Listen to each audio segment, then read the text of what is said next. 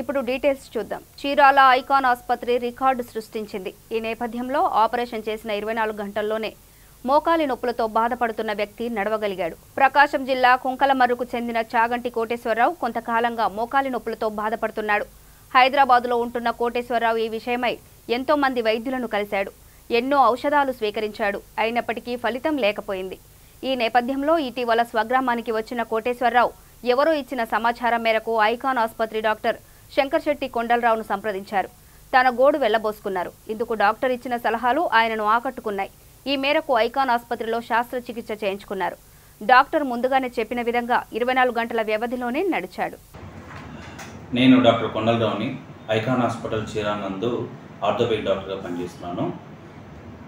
ఈ మోకాలు నొప్పులు సాధారణంగా 50 నుంచి 70 ఏళ్ల వయసు మధ్యలో ఉన్న వాళ్ళకి ఎక్కువగా తరచూ వస్తుంటాయి. ఇది వయసు రీత్యా చేసే పనుల వలన అరగటం వల్ల వస్తాయి. కొంతమందికి 30 నుంచి 40 ఏళ్ల వయసులో కూడా మోకాలు నొప్పులు వచ్చే సహజం ఉంటుంది. అది ఎవరికి అంటే కీళ్ళవాతం వచ్చిన వాళ్ళకి అలా వస్తూ ఉంటాయి. సో అరగటం వలన వచ్చిన మోకాలు నొప్పుల లేకపోతే కీళ్ళవాతం వలన వచ్చిన మోకాలు నొప్పులు అనేది తెలుసుకోవాలంటే మీరు దానికి సంబంధించిన డాక్టర్ దగ్గరికి వెళ్ళటం, వాళ్ళు పరీక్షలు చేయడంతో మీకు దేని వల్ల వస్తుందనే విషయం తెలుస్తుంది. దానికి సంబంధించిన మందులు కూడా వాడుకుంటే చాలా వరకు దానికి పరిష్కారం లభిస్తుంది. డాక్టర్ గారు, అసలు ఈ మోకాళ్ళ నొప్పులు ఎందుకు వస్తాయి? ఒకటి మన అలవాట్లు.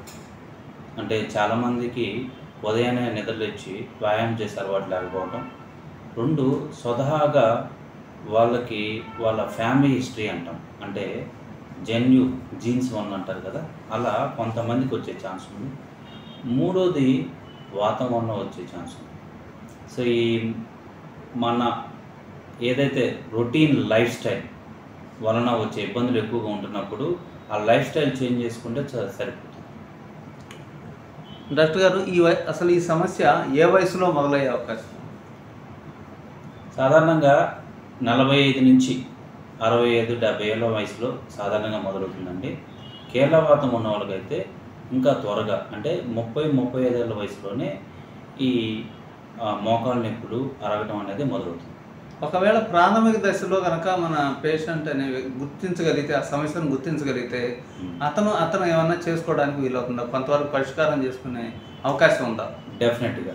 ఏదైనా సరే మొదట్లోనే మేల్కోవటం వలన అది పూర్తిగా అరగకుండానే మనం జాగ్రత్తలు తీసుకోవచ్చు. ముందు మనం జీవన శైలి మార్చుకోవటం, అంటే వ్యాయామం చేయటం వలన, అంటే నడవటం వలన కానీ, ఎక్సర్సైజ్ చేయటం వలన కానీ, సైక్లింగ్ చేయటం వలన కానీ చాలామంది మోకాళ్ళు అరుగుతాయి అనే అపోహ ఉంది. అదైతే నిజం కాదు. మీరు నడవడం వల్ల కానీ, వ్యాయామం చేయటం వల్ల కానీ, సైక్లింగ్ చేయటం వల్ల కానీ, మిగతా యోగాసనాలు చేయటం వల్ల కానీ మోకాలు అరుగుతుంది అనేది అపోహ మాత్రమే.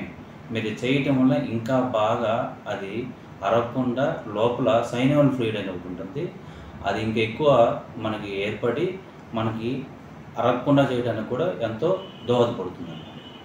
డాక్టర్ గారు, ఈ ఆస్ట్రో ఆర్థరైటిస్ అంటే ఏమిటి కొంచెం చెప్తారా? ఇంగ్లీష్లో తెలుగులో మనం మోకాలు అరిగేదాన్ని ఇంగ్లీష్లో ఆస్టియో ఆర్థరైటిస్ అంటాం. అయితే ఇది డీజనరేటివ్ ఆర్థరైటిస్. వయసు రీత్యా వచ్చిందా, జీన్స్ వల్ల వచ్చిందా, లేదా వాతం వల్ల వచ్చిందా అనేదాన్ని కనుక మనం తెలుసుకోగలిగితే దాన్ని సత్వర